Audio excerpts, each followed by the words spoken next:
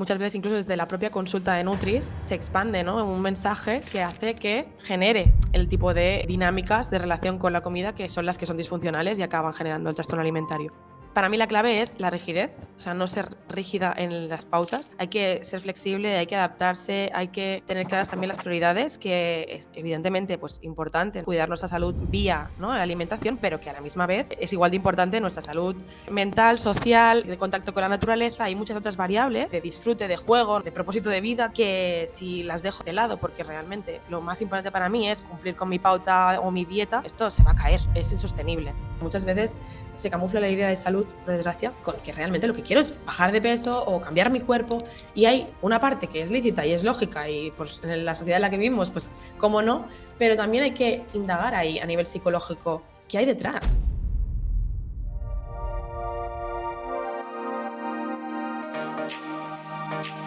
Bienvenidos y bienvenidas a un episodio más de Hackea tu Intestino, un podcast con información actualizada y de rigor para ayudar a mejorar de una vez por todas tus digestiones. Este podcast está patrocinado por NPRO, la marca experta en salud intestinal. Si eres profesional de la salud, no dudes en registrarte en su web npro.es para acceder a formaciones personalizadas y a su Instagram npro_salud intestinal. En el episodio de hoy hablamos con Sheila Molero, que es psicóloga estratégica y CEO del equipo integrativo y multidisciplinar de Kokoro Psiconutrición. Y en el episodio de hoy queríamos hablar sobre los problemas que está causando a nivel emocional el auge del interés por cuidar de nuestra salud, que a veces con tanta cantidad de información en la que estamos saturados y expuestos todos los días, pues hay muchas personas que acaban por generar una mala relación con la comida. Y hoy Sheila nos va a ayudar a ver cómo podemos intentar evitar en ese punto, ¿no? Y cómo poder cuidarnos manteniendo una buena relación con la comida. Bienvenida, Sheila. Muchas gracias, qué ilusión que me invites. Un placer. Cuéntanos un poco sobre tu proyecto, sobre qué es Kokoro Psiconutrición y qué es lo que hacéis en vuestra clínica. Pues nosotros somos un equipo interactivo. Empezamos, bueno, pues como casi todas empecé siendo yo sola, como psico y ampliando equipo con más psicólogas, pero desde el principio hemos tenido algún nutricionista que nos ayudaba a hacer como ese tándem, ¿no?, de psiconutrición que tan importante es, ¿no? Y a medida que fuimos un poco como creciendo y veíamos también la demanda, que al final cada vez más es mejorar la relación con la comida y con el cuerpo, que muchas veces van totalmente ligadas, y un poco aprender a desaprender lo que a lo mejor el trabajo que han hecho en otras clínicas o con otros profesionales que creían que eran nutricionistas, pero no, ¿no? Ya sabemos que también hay mucho intrusismo y pues las consecuencias, ¿no?, de todo eso. Entonces nosotros intentamos pues sanar la relación con la comida y con el cuerpo, aunque tenemos un poco, pues tenemos psiquiatría, tenemos terapeuta sexual y de pareja, tenemos un poco todo tipo de perfiles profesionales especializados, pero la gran mayoría de personas que vienen con nosotras es porque ya han intentado, ¿no?, tener buena salud con otros profesionales, pero no lo acaban de conseguir, ¿no?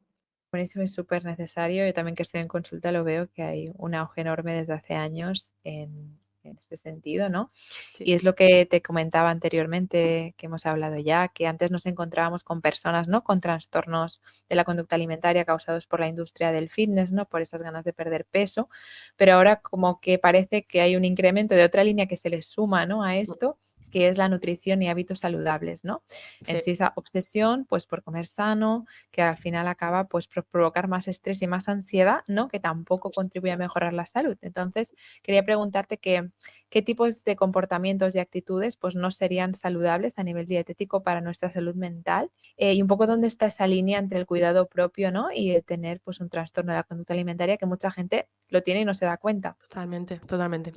Es una pregunta buenísima porque realmente muchas veces incluso desde la propia consulta de Nutris se expande, ¿no?, un mensaje que hace que genere el tipo de dinámicas de relación con la comida que son las que son disfuncionales y acaban generando el trastorno alimentario.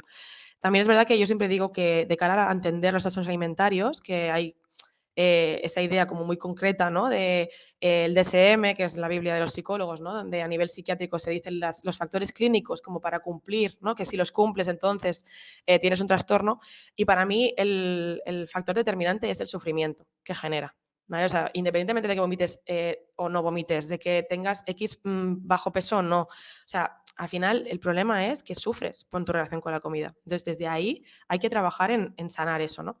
para evitarlo, para que no caigamos en esas trampas del trastorno, porque al final al principio todo el mundo cree que controla lo que le está pasando y luego acabas pues totalmente fuera de ti, ¿no? Para mí la clave es la rigidez, o sea, no ser rígida en las pautas. Hay que ser flexible, hay que adaptarse, hay que tener claras también las prioridades, que es evidentemente pues, importante, ¿no? Cuidar nuestra salud vía, ¿no? La alimentación, pero que a la misma vez es igual de importante nuestra salud mental, social, ¿no? De contacto con la naturaleza. Hay muchas otras variables de disfrute, de juego, ¿no? De aportar al mundo, de propósito de vida también, ¿no? Que si las dejo de lado, porque realmente lo más importante para mí es cumplir con mi pauta o mi dieta, realmente pues no, esto se va a caer, o sea, en algún momento es insostenible, ¿no? Entonces, adaptarse a las circunstancias, entender que no podemos trabajar desde el todo o nada, ¿no? Desde esa dicotomía o es blanco o es negro o como todo lo que, ¿no? O sea, muchas veces es al revés, ¿no? Es como pretendo comerlo tan perfecto todo, acabo, el día que me como algo que creo que está mal, pues acabo comiendo, pues se abren las compuertas, ¿no? Hasta de perdidos al río. Y realmente en el exceso es donde se hace, ¿no? El mayor daño. Evidentemente, pues es diferente si hay patologías o no, o ciertas, ¿no?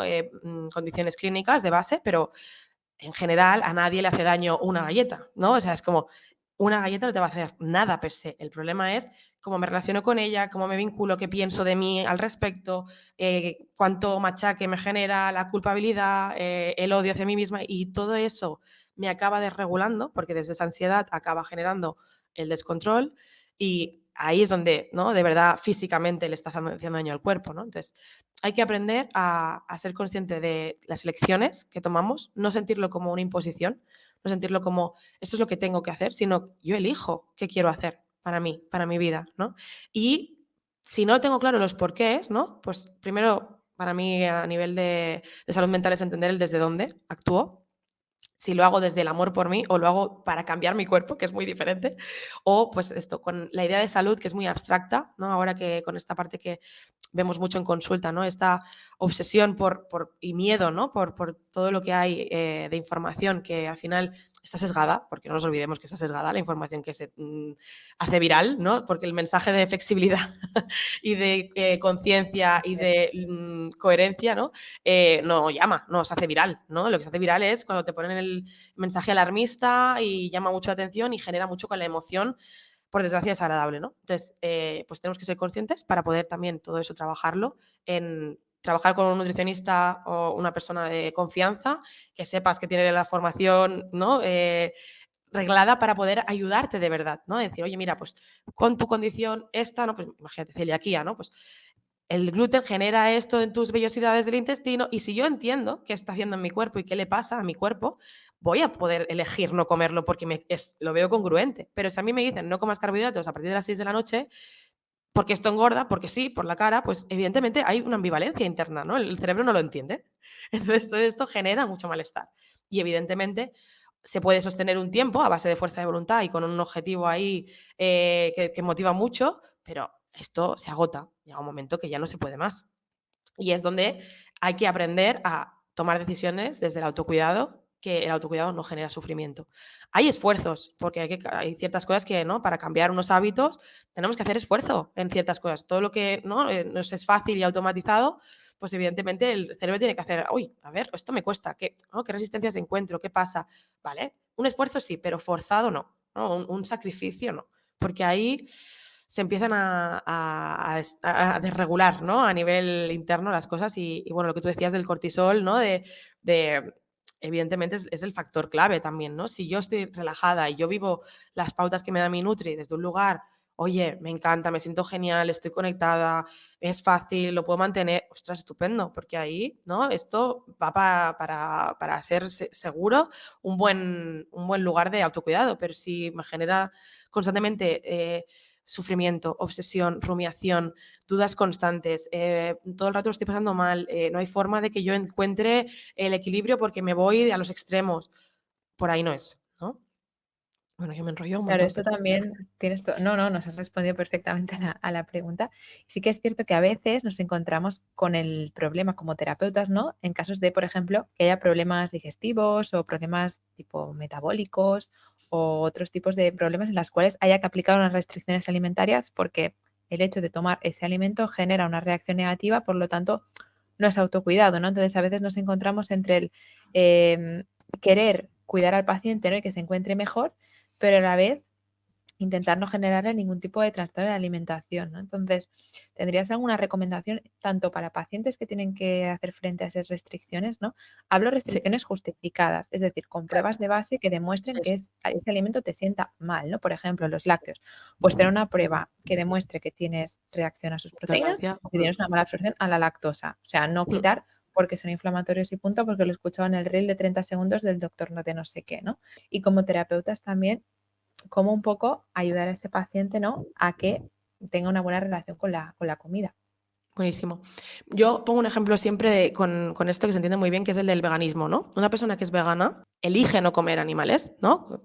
Productos de origen animal y no se pega nunca un atracón de animales luego, de la ansiedad que le genera, ¿no? O sea, la restricción tiene que ver con no elegir, con sentir una ambivalencia interna tan potente que llega a un punto que me voy fuera de mí y no estoy en mí, ¿no? Y me descontrolo porque me ha generado esa ansiedad por no permitirme, ¿no? De forma congruente ese alimento. Entonces, una persona vegana que elige no comer productos de origen animal no tiene ansiedad por no comer, ¿no? Por no comer jamón o por lo que sea, ¿no?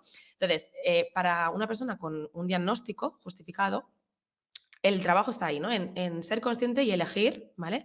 No desde las prohibiciones, no pensarlo como que tengo prohibiciones o que hay cosas que no puedo comer, sino centrarme en dentro de todo lo que sí me sienta bien, qué elijo y cómo elijo hacerlo, desde el disfrute, combinándolo, ¿no? De diferentes formas para hacerme lo más bonito posible, plausible posible, para que no sea un sacrificio, ¿no? Al final, pues eso es lo guay también del trabajo de los Nutris, ¿no? Que te puedan hacer una planificación con cosas que te gusten, para encontrar una alimentación lo suficientemente variada, equilibrada y que no tengas carencias de ningún tipo y puedas disfrutar de ello, ¿no? En las combinaciones y en la forma de cocinar, preparar, atender, ¿no? Y estructurar, ¿no? Otra de las claves también es que no lo hagamos desde la mente, ¿no? Desde el control mental. Tengo que esto, ¿no? Esto que las trazas y ¿no? O lo que sea, ¿no? Cualquier tipo de conducta, ¿no? De revisión de si puedo, ¿no? De consumir esto o no, si me sienta bien o no, que no sea desde un control mental de si no controlo esto no soy suficiente, sino que sea desde una escucha al cuerpo también, ¿no? De yo cómo me noto. Si yo estoy mirando los ingredientes de forma obsesiva, a lo mejor tengo que delegar esta tarea en, oye, que lo haga mi marido, o que lo haga mi amiga, o que me lo diga mi Nutric, que sí, que no. Y yo esto no tengo por qué saberlo, ¿no? Porque hay información también que al final acaba un poco como perturbando en la idea de ahora tengo que mirar todos los ingredientes de todas las cosas que estaba acostumbrada a comer. Oye, pues delega ciertas cosas, no tienes que estar atenta a todo y tener todo el control de todo, sino también pues dentro del papel activo de tu responsabilidad, ¿no? Que es tu salud, como autocuidado, pues buscar ahí qué cosas no te ayudan y qué no. Entender también que hay veces que es un proceso, ¿no? Que es normal que al principio cueste y que si estoy cambiando toda mi rutina de hábitos, oye, pues tener esa capacidad también de decir, ostras, pues mira, en esto me he equivocado, o esto me ha sentado mal, aprender, ¿no? Y que al final es un ensayo-error también esto, porque muchas veces los nutricionistas tampoco saben 100% si te va a sentar esto bien o mal en cierta cantidad o de cierta manera, ¿no? Que yo también he sufrido mucho de intestino, que tú lo sabes, pues yo crema de cacahuete un poquito sí puedo, pero si me paso de una cucharadita pequeña, me pegan unos cólicos tremendos. Entonces, en vez de decir, ya no como más crema de cacahuete, nunca más, ¿no? Y no vuelvo a comprar, oye, pues he ido buscando qué grado de tolerancia, ¿no? Mi cuerpo le viene bien y puede permitirse, ¿no? En función del Claro, sí, yo estado creo también, ¿no? que como terapeuta es importante lo que tú dices de definir muy bien el qué, ¿no? O sea, por ejemplo, hablamos de dietas FODMAPs, ¿no? Súper típico Sí, en intestino. Pues dejar claro y explicar muy bien, en plan, si tú ves una dieta tal cual, ¿no? Verás, almendras, prohibido, tiene FODMAPs, pero puedes ver que hasta cierta cantidad, por ejemplo, un puñadito se toleran bien, ¿no? cierto. Entonces, intentar currarte, que eso como profesional lleva más curro, más si se Sí, junta con alergias, intolerancias, dejar súper claro cada alimento en el caso de la persona, más o menos qué es lo que puede consumir y qué cantidad, intentar flexibilizar lo máximo, ¿no? Yo qué sé, hablamos de Exacto. histamina, pues oye, quizás reducir en una misma comida todos los alimentos con histamina, por ejemplo, en el caso de que tengas problemas en ese sentido. O con el gluten, ¿no? No eres celíaco, vale, tienes sensibilidad al gluten, pero ¿hasta qué punto? Hay gente que un Eso poquito lo es. tolera, hay gente que mucho no. Entonces, si detectamos que esa persona un poquito lo tolera, pues se lo explicamos y no generamos ese miedo absoluto a que haya, por ejemplo, una contaminación cruzada cuando en su caso no le afecta en Totalmente. nada, ¿no? Entonces, yo creo que es importante Totalmente. que el paciente lo entienda, porque cuando más lo entienda, más se va a adherir, ¿no? Exacto, exacto. Y hay aquí comentar 2 cosas. Una, la profecía autocumplida en psicología, ¿no? Que es como si yo pienso que algo me va a sentar mal y estoy convencida de ello, al final me acaba sentando mal porque estoy tan hiperalerta a los síntomas y a las señales que al final me convenzo, ¿ves? Me duele un poco la barriga, entonces ya lo hago, ¿no? Lo agrando porque le presto atención también, ¿no? Entonces, hay cosas que es evidente que, ¿no? Que pues, es pues lo que decimos, hay señales que son muy claras y hay otras que es también un poco la sugestión a nivel mental, ¿no? Entonces, yo hay veces que yo tengo intolerancia a la lactosa desde que tengo 8 años diagnosticada y yo me he podido comer media pizza o un helado y que no me siente mal sin tomarme la lactaza, ¿no? Es como, ¿por qué? Pues porque a lo mejor ese día estaba súper tranquila, no había currado en todo el día y no tenía estrés, estaba súper entretenida con amigos y al no atender y no focalizar toda tu atención en el helado, la lactosa me va a sentar fatal, ya verás tú, luego veo en el baño, no sé qué, y no estar atenta a eso, no me ha pasado nada. ¿No? Que seguramente sí que a nivel interno se ha movilizado el intestino, pero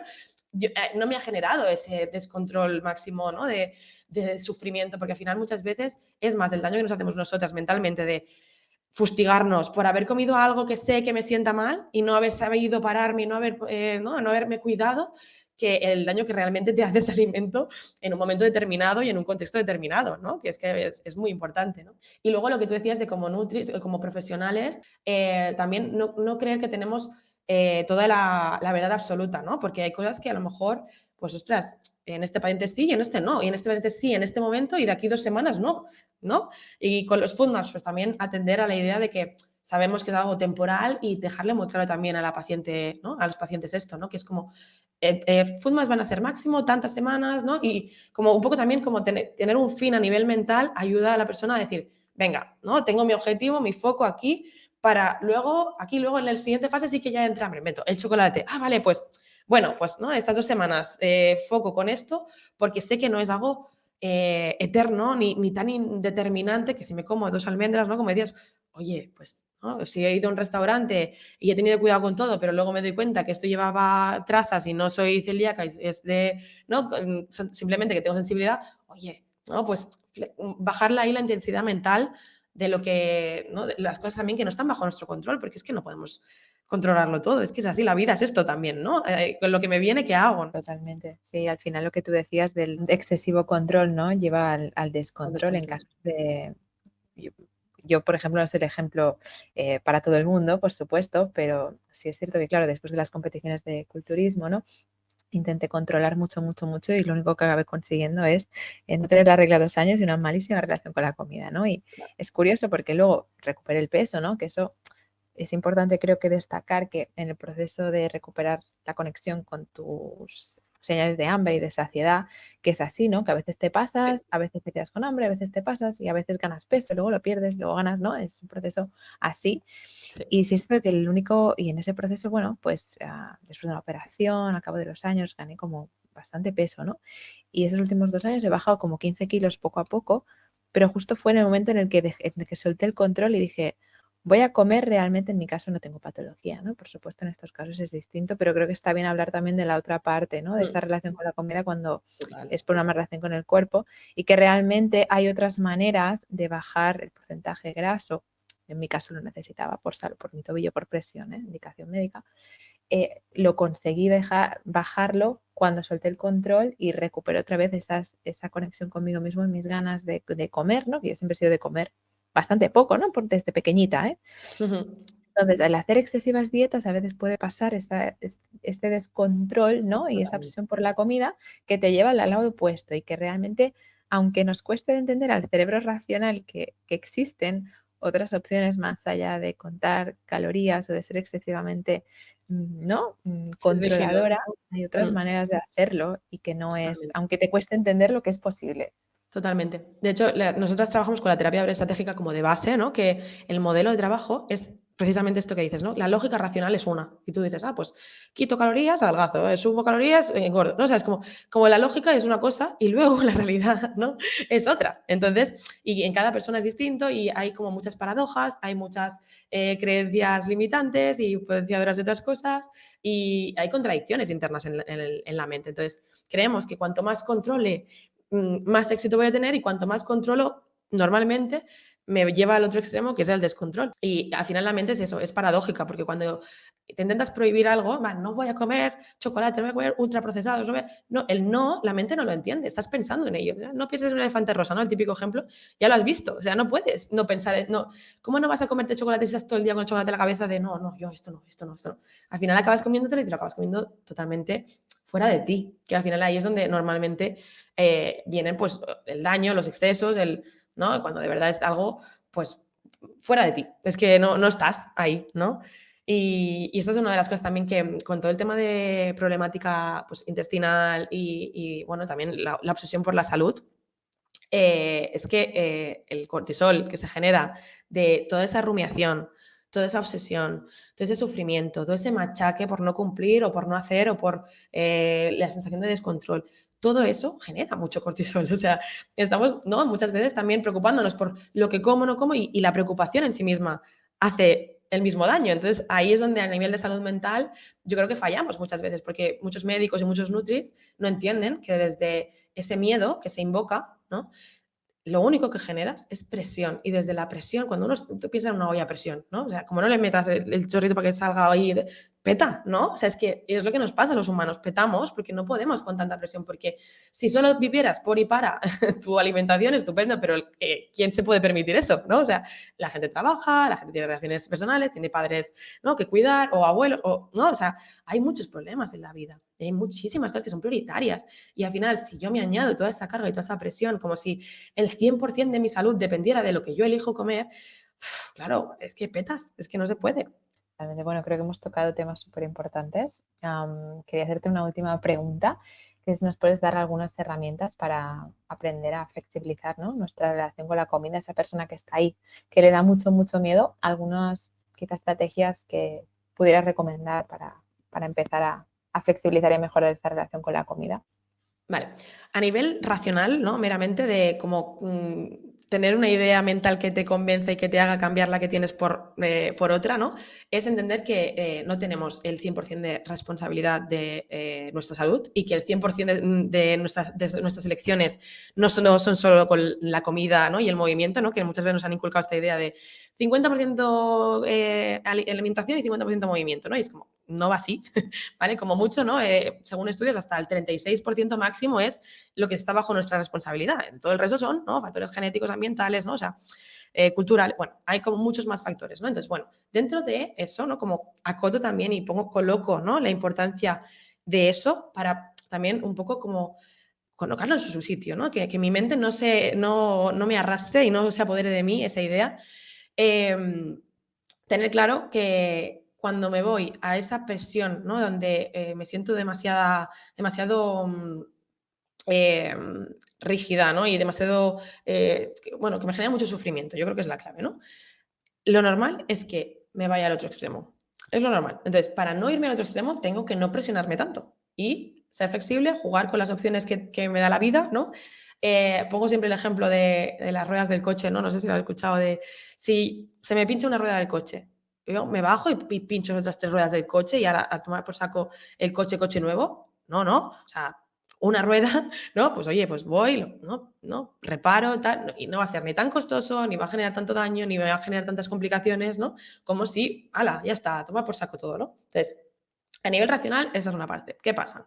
Que hay gente que por aquí, pues, oye, no, lo asumo, flexibilizo, me freno un poquito, pero la gran mayoría que ya vienen, como digo yo, pasados de tuerca, ¿no? Como cuando intentas apretar más una tuerca, ¿no? En el mueble, ¿no? Del IKEA y dices, hostia, es que me he pasado, ahora ya no aprieta esto, ¿no? Por de tanto apretar. Muchas veces esto no es suficiente. Entonces hay que profundizar un poco más, ¿no? ¿Qué hay detrás? ¿Cómo me relaciono con esto? ¿Cómo me hablo a mí misma? ¿Qué relación tengo, ¿no? con la comida en el sentido también eso, ¿qué estoy volcando aquí? ¿No? Y en mi cuerpo también, porque muchas veces se camufla la idea de salud, por desgracia, con que realmente lo que quiero es bajar de peso o cambiar mi cuerpo, y hay una parte que es lícita y es lógica y pues en la sociedad en la que vivimos, pues cómo no, pero también hay que indagar ahí a nivel psicológico. ¿Qué hay detrás? ¿Qué estoy volcando aquí? Porque si, fíjate, ¿no? Tú que pues, no tenías antes, ¿no? Esa mala relación con la comida se te generó a raíz de, pues, ¿no? Unas condiciones concretas, ¿no? Como es competir en Bikini Fitness, pues pudiste luego decir, oye, tengo que soltar el control. Y cuando lo soltaste, hostia, volviste a ti, conectada, ¿no? Con tus valores, haciendo lo que disfrutas, tal, y tu cuerpo volvió como, ¿no? A su ser, ¿no? Claro, si hay algo mucho más profundo de base, ¿no? Pues y no hace falta que hablemos que a veces la mente también se va ahí y también es, ¿no? Porque abusos, ¿no? Y maltrato y violación, hay muchas cosas de trauma grande, pero puede no haberlo y pueden haber mini traumitas de que toda la vida en mi casa, mi familia, mis padres han hecho dieta, como que me hicieron bullying de pequeña, ¿no? Por gorda, como que siempre he sido la niña buena, perfeccionista y, ¿no? y autoexigente, que solo es si hay una valoración externa del mundo, y si no, no soy, si no soy suficiente y me siento vacía, ¿no? Y qué vuelco en la comida, cómo me relaciono con ella, ¿no? Los atracones, cuántas dietas he hecho a lo largo de mi vida, y hay que trabajarlo todo esto porque hay que sanarlo, ¿no? Para poder tomar elecciones desde el autocuidado de verdad, como decíamos antes, y no desde la imposición de creo que esto es lo que tengo que hacer, porque si no, nunca voy a conseguir lo que quiero. Y muchas veces lo que quiero hay que recolocarlo y reestructurarlo y ver de verdad qué necesito, ¿no? O sea, a mí me ayudó muchísimo, por ejemplo, hacer el ejercicio de ir, por ejemplo, al supermercado, ¿no? Y comprar lo que me apetecía, por ejemplo, en vez de lo que se supone que tengo que coger. Muy bien. O incluso hacerlo también en el restaurante, de llegar ahí y automáticamente, yo qué sé, en ese momento buscaba como, yo qué sé, la ensalada o el pollo Claro, alas, sí. ¿no? En vez de cogerme, yo qué sé, pues Los canelones, plato ¿no? catalán, ¿no? Las canales o la salchicha con fabada, yo qué sé, ¿sabes? Sí, sí, Y decir que no pasa absolutamente nada, que no es un total. contexto patológico, ¿no? En el que ahora hay algunas restricciones, pero que el consumo, o sea, mientras tengas un día a día, que comas saludable, que entrenes, Exacto, ya exacto. está, o sea, no nos rayemos porque si comes el plátano a las 8 de la noche, que es la insulina, o sea, chill, o sea, la vida es Totalmente. mucho más que esto Totalmente. y hay muchas cosas mucho más importantes a las que dedicar el espacio mental que muchos dedicamos a esas obsesiones que al final miras para atrás y dices, madre mía, o sea, no me Totalmente. lo puedo creer en lo que yo me estaba preocupando. Sí, Así sí, que total. muchas gracias, Sheila, por tu tiempo. Me gustaría preguntarte Sí. dónde pueden encontrarte los oyentes para más información sobre lo que tú divulgas y tus consultas. Vale, pues la web es cocorosiconutrición.com. Si hay alguien de Tenerife, tenemos la consulta en Tenerife y online, evidentemente.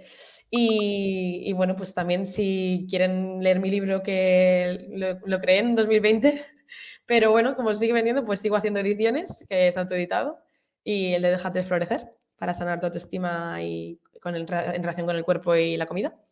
Y nada, te dejaré el link para que lo puedas poner. Súper, los dejaré colocados en la descripción.